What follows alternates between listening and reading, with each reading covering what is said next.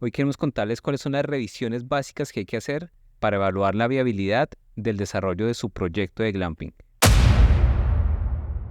Hola amigos de Emprendizajes, ¿cómo están? Bienvenidos a este nuevo video. Como siempre ustedes.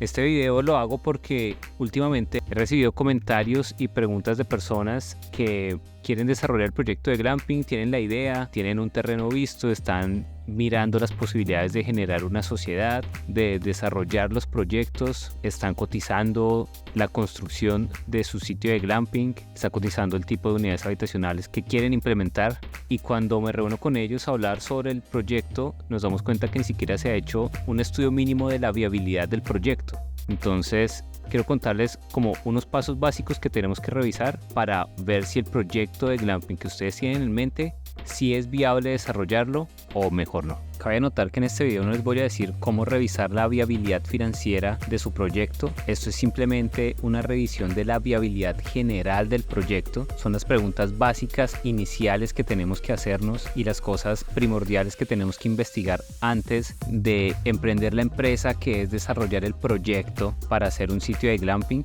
El simple hecho de planificarlo requiere mucho trabajo, requiere esfuerzo y requiere también dinero. Entonces la viabilidad financiera es un trabajo mucho más profundo, hay que hacer proyecciones, hay que tener más estructurado el proyecto. Aquí vamos a hacer una revisión inicial de las cosas básicas que tenemos que tener en cuenta para poder desarrollar su proyecto de glamping.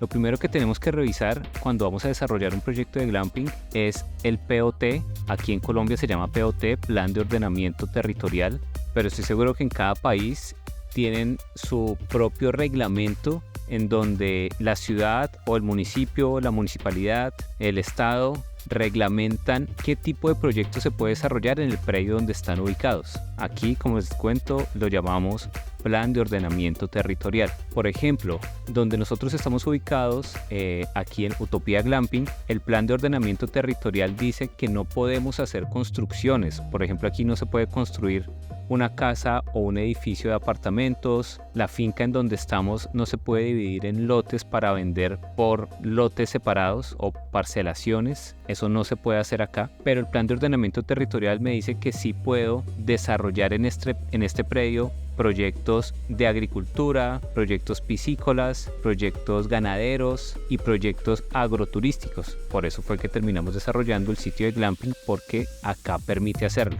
Entonces, en el predio donde ustedes estén ubicados, en el municipio, en la ciudad, tienen que revisar con la alcaldía, con el ente que administre el desarrollo predial de su zona, para que puedan revisar qué tipo de proyectos se pueden realizar exactamente en ese predio. Porque es importante, porque aquí también les van a decir si pueden construir viviendas, si pueden construir unidades habitacionales, si pueden hacer construcción liviana, construcción pesada, si pueden desarrollar el proyecto turístico, agroturístico, ecoturístico y los demás adicionales que quieran en su proyecto de glamping. Y junto a la evaluación del plan de ordenamiento territorial, también tienen que revisar si el ente de control ambiental de su ciudad o de su municipio les permite desarrollar o construir en donde están ubicados. Esto es muy importante porque en estas zonas rurales, que es donde normalmente se desarrollan los proyectos de glamping, hay zonas en particular en donde son reservas forestales, o hay protección de ríos, protección de lagunas, ¿sí? Protección de acuíferos, y en muchas partes en estas zonas en particular no se puede construir, no se pueden talar árboles, no se pueden establecer espacios distintos a lo establecido por el ente de control ambiental. Les cuento esto porque aquí ya nos pasó, aquí en Villavicencio ya tuvimos visitas de los entes de control ambiental de esta zona, y algunos sitios y algunos hoteles, ya después de haber construido y después de estar operando, ellos no tuvieron la precaución de revisar en qué zonas estaba permitido o no estaba permitido construir, y estos entes les dijeron que tienen que derrumbar las construcciones que tienen o moverlas a otra parte en donde no es reserva agroforestal para poder seguir operando. Entonces, pues hay que tener mucho cuidado con esto, porque es una inversión muy grande el tema de construir y desarrollar las unidades habitacionales o las zonas comunes de nuestro proyecto para después tener que moverlas, tener que quitarlas. Se perdería toda la inversión hecha. Otro punto muy importante a revisar para ver la viabilidad de su proyecto son las condiciones del terreno. Y esto parece obvio, pero muchas veces no se evalúa completamente las implicaciones que tiene desarrollar el proyecto en el predio donde ustedes están ubicados. Hay que tener en cuenta las facilidades de construcción. Hay zonas que son completamente boscosas y hay que hacer una adecuación muy grande para poder construir. Hay zonas que los suelos no permiten hacer construcciones superficiales, entonces hay que excavar mucho para poder hacer cualquier tipo de construcción. Hay zonas que son inundables y si en el predio donde ustedes están ubicados o en la zona donde están ubicados es muy marcada las temporadas de lluvia y de verano, muchas veces cuando uno no conoce profundamente cómo es el clima del sitio y solamente lo ha vivido en verano, pues se encuentra con condiciones ideales para construir, y después en las temporadas de invierno, en las temporadas de lluvias, es cuando uno se da cuenta que los terrenos tienen problemas, que se inundan, que el clima es muy fuerte y hay que hacer unas construcciones adicionales para poder proteger las unidades habitacionales o las zonas comunes donde uno está desarrollando el proyecto. Entonces es muy bueno conocer las condiciones del terreno en todo momento, en todas las temporadas del año, en todas las situaciones climáticas que se presentan en la zona en donde estamos ubicados. Se recomienda mucho hacer estudio de suelos antes de la construcción para que puedan tener plena confianza de que las unidades habitacionales que van a desarrollar puedan perdurar en el tiempo sin ningún problema. Todo esto pues son costos adicionales que normalmente uno no tiene contemplados cuando quiere desarrollar un proyecto de glamping. Uno solamente piensa en cuánto me cuestan las carpas o cuánto me cuestan las burbujas, pero hay que tener en cuenta estos ítems dentro del presupuesto para que después no sean una sorpresa y terminen generando sobrecostos en el desarrollo del proyecto. Otro ítem importantísimo para tener en cuenta al evaluar la viabilidad de nuestro proyecto de glamping es la disponibilidad de servicios públicos. Tengamos en cuenta que los sitios de glamping, al desarrollarse en estas zonas rurales, muchas de estas zonas no cuentan con electricidad en el predio en donde estamos ubicados. Muchas de estas zonas no cuentan con acueducto,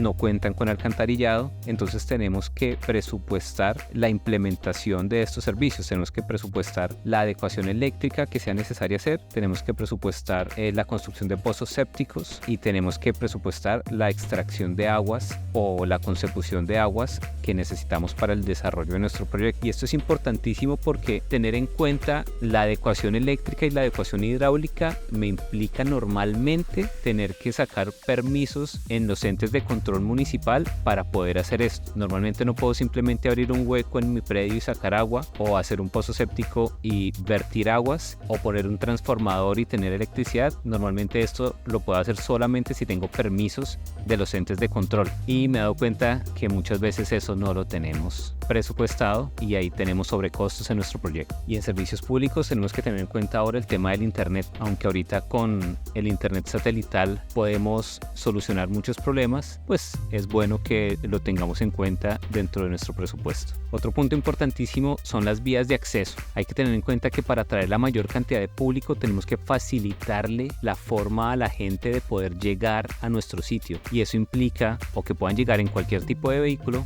o que puedan llegar caminando, o que puedan llegar con transporte público. Entonces, la forma en que nuestros huéspedes van a llegar a nuestro sitio tenemos que revisarla previamente. Tenemos que verificar cuáles son las vías de acceso, qué tan fácil es acceder a nuestro predio, si hay vías pavimentadas, si tenemos que andar en trocha, si tenemos que llegar en balsa, si tenemos que llegar a caballo, si solamente se puede acceder a pie. Todo esto al final termina convirtiéndose en la parte experiencial de la vivencia al llegar a nuestro sitio de glamping, pero eso también limita el público al cual nos vamos a dirigir. Otro punto fundamental es la seguridad. Pues revisemos los puntos básicos de seguridad que tenemos en nuestra zona. Seguridad me refiero tanto a delincuencia común que pueda haber en la zona, facilidad de llegada o de contacto de los entes policiales a nuestro predio, seguridad dentro de nuestro propio predio, qué tan fácil es acceder si estamos en zonas rurales muy expuestas, qué tan protegidos estamos de agentes externos. En Colombia se están desarrollando sitios de glamping en zonas que anteriormente eran de conflicto, entonces qué tan fácil es acceder a estas zonas en este momento, si aún sigue habiendo problemas de conflicto armado o no, y de qué forma eso impacta en la seguridad real para nuestros huéspedes o en el imaginario colectivo para que la gente pueda venir con seguridad a nuestro sitio de glamping. Y el último ítem que muchísimas personas no tienen en cuenta cuando empiezan con su proyecto de glamping y que es importantísimo y que uno normalmente se da cuenta cuenta de esto es ya cuando está trabajando, es la proyección de la operación y la logística para dar servicio a los huéspedes dentro de nuestro sitio de glamping. ¿Qué significa esto? ¿Qué tan fácil es, por ejemplo, cocinar y llevar la comida desde nuestra cocina hasta las cabañas que tengamos, hasta los domos, hasta las burbujas? Lo vamos a hacer caminando, lo vamos a hacer con algún tipo de transporte dentro de nuestro predio. Si lo vamos a hacer caminando, ¿qué tan lejos quedan nuestras instalaciones para poder llevar la comida? Hay sitios de glamping en donde las cabañas que tienen están ubicadas en la montaña, completamente alejadas unas de otras, y se vuelve un tema complicadísimo